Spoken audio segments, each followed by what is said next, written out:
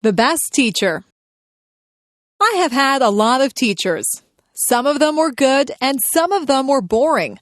There is one teacher whom I remember very well.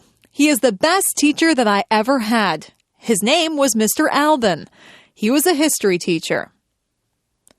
History is not my favorite subject. I don't really enjoy history a lot.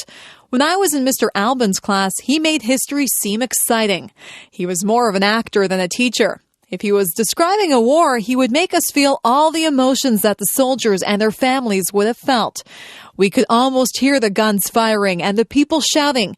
He would paint a picture in our minds that was very vivid.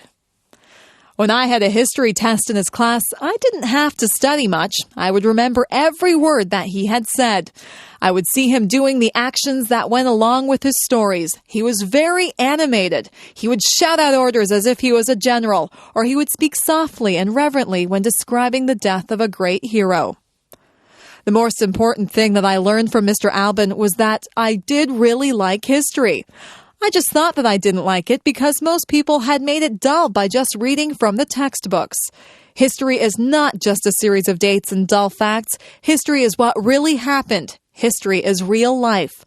All the historical figures had real families and emotions. They weren't just fictional people. After I took history from Mr. Alban, I realized that I really did have an interest in it. He was my favorite teacher, and I will always be grateful to him for making me aware of just how interesting history really is.